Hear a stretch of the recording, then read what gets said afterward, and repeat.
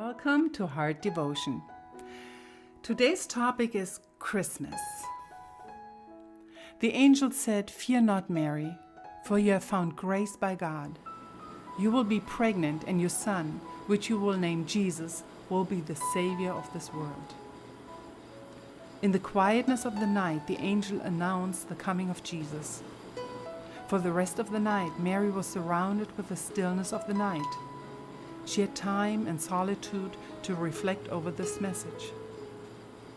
Jesus was not announced with pomp and glory, but just quietly in a little room to one person in an insignificant town. 9 months later, Joseph and Mary had to travel to Bethlehem for the census. The town was crowded with people so that all the inns were full. Probably a lot of noise and commotion was going on in the streets of Bethlehem. Because of this crowdedness, Joseph and Mary were forced to find a secluded spot in a barn to give birth to the Son of God. Separated from the noise and people, Jesus was born in a quiet place. Quietly, he was born in the middle of the night. Again, no pomp and glory was coming down from heaven. Besides, the shepherds in the field, who experienced a pretty dramatic encounter with angels, no one knew the Savior was born.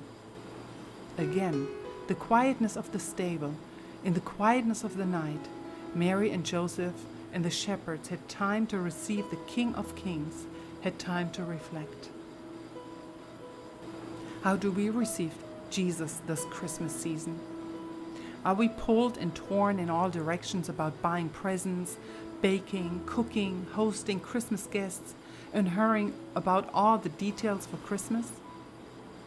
Or is the current situation and the fear the focus? What is the center of your Christmas this year? Is Jesus your main focus? Is he why you're doing what you're doing? Are you aware that every Christmas light, every little Christmas ornament, every ho ho ho, every Merry Christmas, and every wrapped gift would not be there if Jesus would not have been born 2,000 years ago? This world does not even think about where it all found its origin. We as Christians know, but unfortunately we lose the focus in the mad rush around the Christmas time. Christmas can become much more meaningful if we dedicate every little act, every Christmas song, every cookie being baked, every gift being wrapped to Jesus. Our goal should be to live conscious of our God humbling himself to become like one of us, to save us from our sin. When is it best to live more consciously?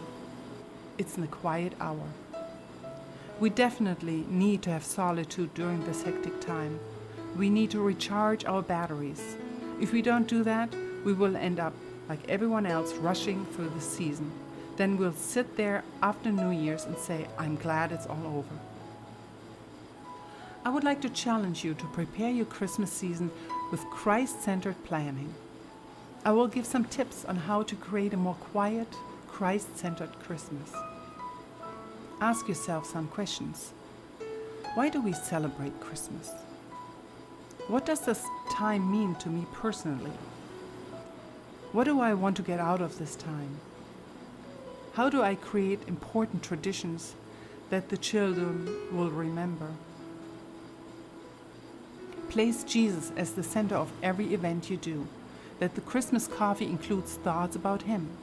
During shopping, give Christ the honor the way you choose your gifts. The Christmas dinner will be held in the honor of Christ. Before unwrapping the gifts, say thank you for the unwrapped gifts like health, family, friends, life.